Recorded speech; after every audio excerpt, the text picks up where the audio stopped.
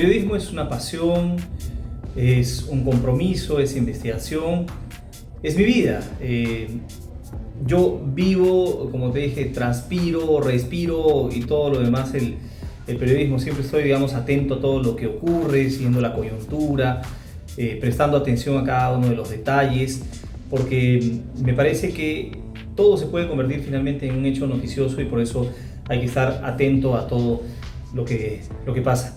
Decía que por eso el periodismo es algo que debe llevarse siempre, ¿no? Hay que estar atento a todo lo que pasa porque un hecho noticioso se encuentra en cualquier situación que pueda estar en la realidad.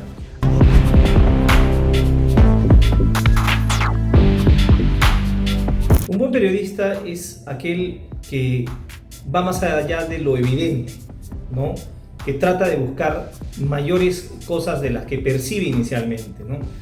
Entonces uno tiene que investigar, tiene que tratar de buscar todas las versiones sobre un acontecimiento, porque a partir de estas versiones puedes tener de pronto una cercanía más a lo que es la verdad, ¿no?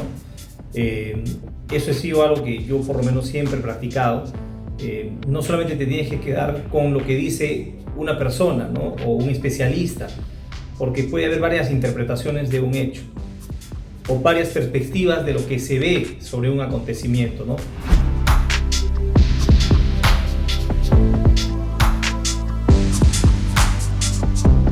Yo estuve en casa porque tengo asma desde el día 2 que dieron esta orden de que nos resguardemos en nuestras viviendas. Me fui a mi casa y curiosamente yo había estado unos días antes en el Aeropuerto Internacional Jorge Chávez, en el área de llegadas internacionales, y me coloqué una mascarilla porque me ordenaron que me coloque una mascarilla ahí en el aeropuerto. Me decían, en ese área es obligatorio usar mascarilla porque todavía no había llegado a nuestro país la COVID-19, ¿no? Y a partir de ahí se comenzó a usar mascarilla, todo el mundo se comenzó a poner esto porque ya la pandemia nos había sobrepasado. Y yo desde la casa veía la verdad como mis compañeros hacían denodados esfuerzos para llegar a los puntos donde se estaban presentando casos de personas que ya no podían respirar, que no recibían atenciones médicas. La verdad que fue bien doloroso y yo sentía, digamos, esa empatía con los reporteros que los que conozco mucho tiempo, cómo vivían la noticia, ¿no? Y cómo enfrentaban el peligro, porque ellos han estado en un alto riesgo, han estado con personas en contacto con gente que tenía esta enfermedad que era súper contagiosa, ¿no? Yo alguna vez tuve que salir de casa, me acuerdo, para comprar unos libros para el colegio de mis hijos que estaban también en educación virtual, y salí todo, parecía un astronauta, ¿no? Con el traje cubierto todo el cuerpo, con una máscara, la mascarilla, fue alucinante. Y desde ahí yo comencé a seguir el Congreso de la República, porque todos eran sesiones virtuales, y digamos fue un giro completamente distinto, ¿no? Hacíamos bloques en los noticieros del Central con Lorena, contando lo que pasaba en el Congreso de la República, ¿no? Nos enlazábamos así en directo, mira cómo nos permitió la tecnología hacer eso, ¿no? Lorena desde el estudio, yo con una computadora, conectados por Zoom, desde la casa, contando todo lo que yo seguía en el Congreso de la República, todas las incidencias. Presentamos buenas denuncias, ¿ah? Había, me recuerdo, una designación que era bien discutible ahí por, digamos, las cosas que tenía esta persona, ¿no? Tenía algunos antecedentes que no eran muy buenos. Estaba por ser designado en un cargo y nosotros evidenciamos eso y al final se cayó su contratación. Y otros casos más, ¿no? Que seguimos desde casa en el Congreso. Y luego ya regresar al canal fue, pucha, complejo, ¿no? Complejo. Yo ya tenía ganas de regresar, me acuerdo, porque ya las condiciones estaban mucho mejores. Y además ya me parece que en cierto momento se descartó el asma como una enfermedad vulnerable, digamos, para la COVID-19. Y cuando se dio la ocasión, bueno, volví inmediatamente al canal y nada, nos pusimos otra vez en marcha con el trabajo.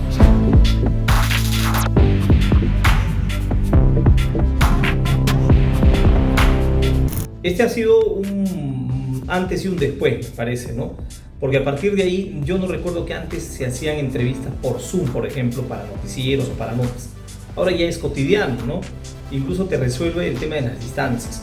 Sacar una entrevista, por ejemplo, con un especialista en un tema penal, que no tiene tiempo porque está entre casos, etcétera, pero necesitas tener su opinión.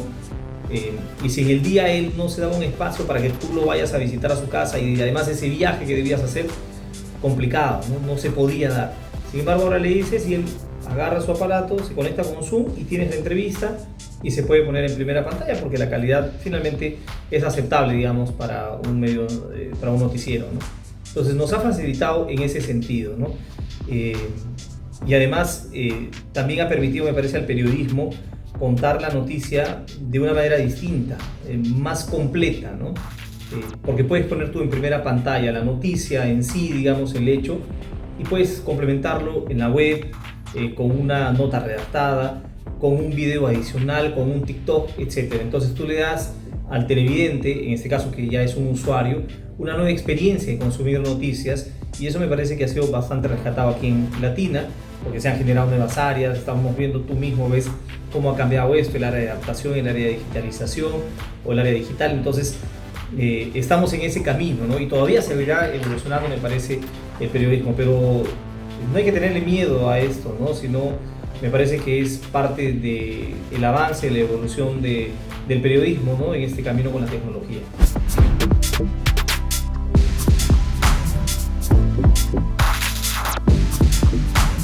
Yo creo que son varios momentos que han marcado mi vida, ¿no?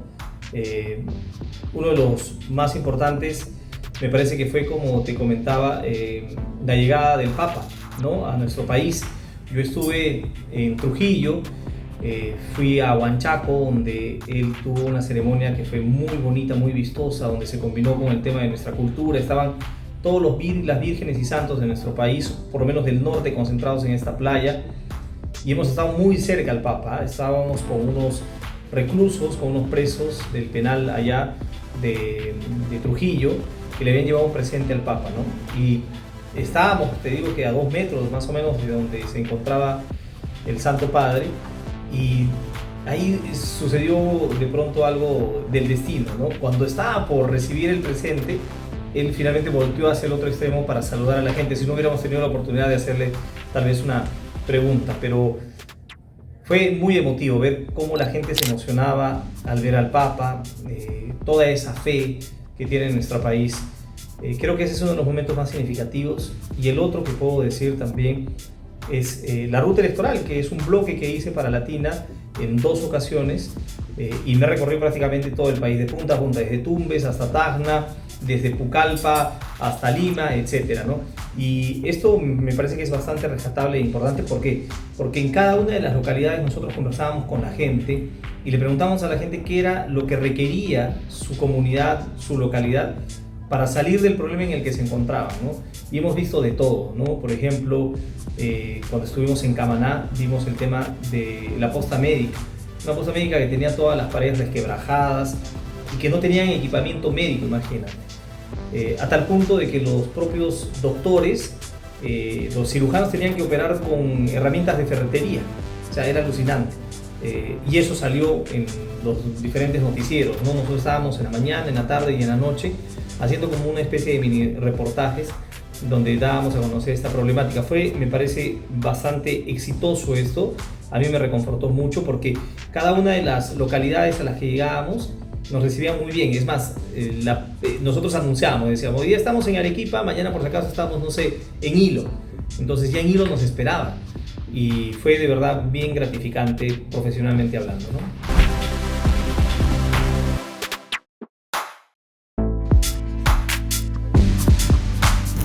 Yo en cierto momento comencé a hacer o dedicarme ya a las notas de la sección política, ¿no? Primero como reportero, he seguido campaña electoral de diferentes candidatos, seguí a César Acuña.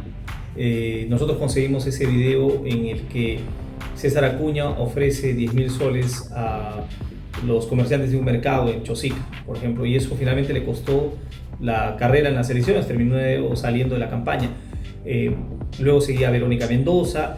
Luego de ese proceso electoral siguió haciendo notas políticas de diferente naturaleza, denuncias, investigaciones periodísticas. Estuvimos en el fallecimiento de Alan García, etcétera. Y a partir de ahí en el Congreso de la República también, como te comentaba, y a partir de ahí creo que fui cultivando todo el conocimiento necesario para ahora ya liderar la sección política del canal, que es una sección bastante compleja porque entenderás que nuestra política nacional es muy variable, se mueve mucho, cada momento nos sorprende una y otra cosa, hay que estar pendientes y vigilantes de cada una de las acciones que hacen nuestras autoridades, ¿no? Porque hay muchos visos de corrupción en todos lados, desde el poder político, desde el poder ejecutivo, legislativo, en el propio plano judicial, las autoridades locales. O sea, tenemos que darle una mirada y una revisión a todo para evitar justamente estos casos de corrupción que lamentablemente se producen en diferentes entidades del aparato estatal. Entonces, es un trabajo, como te dije, esforzado, estresante por momentos, porque hay que tener un panorama de todo lo que está ocurriendo, ¿no? De toda la coyuntura, ¿no? Entonces manejamos, no sé, 5 o 6 temas y a veces no tienes que manejarlos superficialmente, sino hay que leer, investigar, saber bien de qué se trata para que la gente entienda, ¿no? Hace un tiempo, por ejemplo, estábamos hablando de la expulsión de extranjeros de nuestro país que no estén con los documentos correctamente, digamos, saneados. Parece algo tan simple, ¿no? El gobierno dice, vamos a expulsar a los extranjeros, pero ¿se puede cumplir realmente esto? Entonces esto tiene que analizarse, ir a profundizar qué leyes existen, qué normas existen, cómo está el proceso, etcétera. Y de pronto ya profundizando en eso, que no es de un momento a otro, sino te toma varias horas ir indagando, investigando, tienes un panorama completo y ese panorama completo se lo tienes que contar al televidente en una nota. Entonces no es tan fácil, por eso te digo, ¿no? Sino es que hay que con mucha responsabilidad ir viendo cada uno de los casos para que lo digas de manera correcta y adecuada.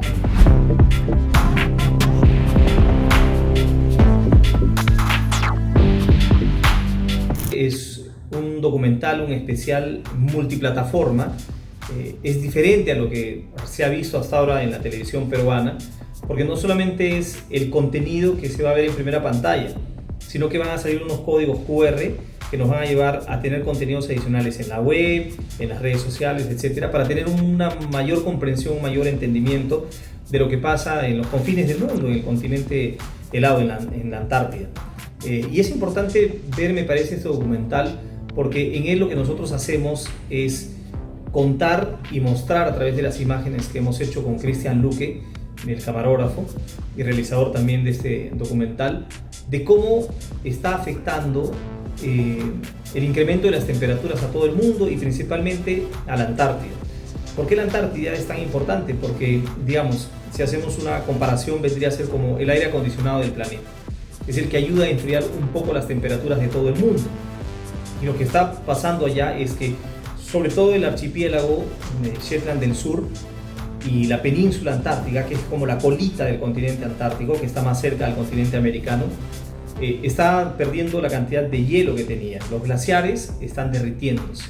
Hay algunos cálculos que se hacen a partir de diferentes estudios científicos que dicen que más o menos en estos últimos 50, 100 años, la Antártida ha perdido unos 3 billones de toneladas de hielo, imagínense, ¿no? O sea, es enorme la cantidad de hielo que se ha perdido. Yo hacía más o menos una comparación y era como 3 veces el peso de toda la humanidad en conjunto. O sea, esa cantidad de hielo ha perdido la Antártida, ¿no? ¿Y por qué es tan importante la Antártida además? Porque además de ser este aire acondicionado que te señalaba, conserva el 75% de la reserva de agua dulce de todo el planeta. O sea, así de importantes, ¿no?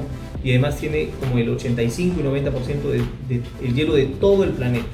Entonces, por eso es sumamente importante la Antártida y porque además las aguas del océano Antártico, hay una corriente que se llama la corriente circumpolar antártica, alimenta a la corriente del Humboldt, ¿no? Por eso es que esta corriente que llega a nuestro país es fría y desde ahí arrastra los nutrientes, además, y le da al mar peruano esa gran biodiversidad que tenemos.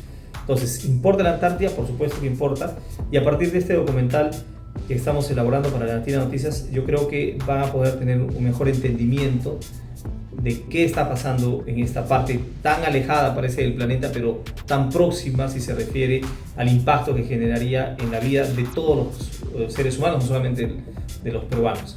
Entonces, por eso es importante verlo y tomar conciencia a partir de ahí. Un trabajo prácticamente maratónico, ¿no? Más de, si no me equivoco, 35, 60 días fuera del Perú. ¿Cómo? Fuera de casa he estado 60 días, en Antártida en sí he estado 35 días. y han sido pues condiciones extremas, ¿no? El frío que se siente allá no tiene comparación a ningún lugar.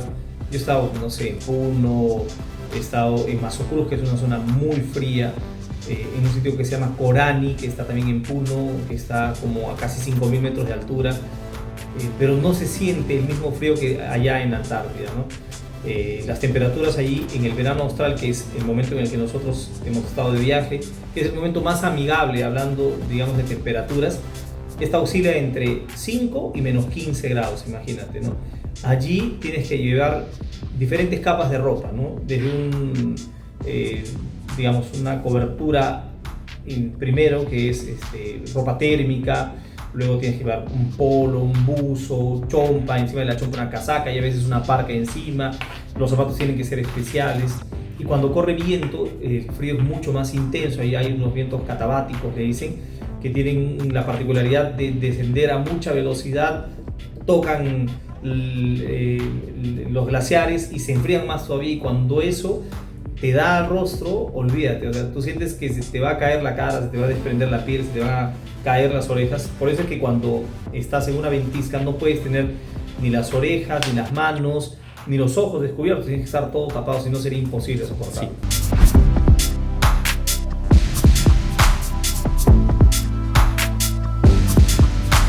Comenzamos con periodismo. Mi vida.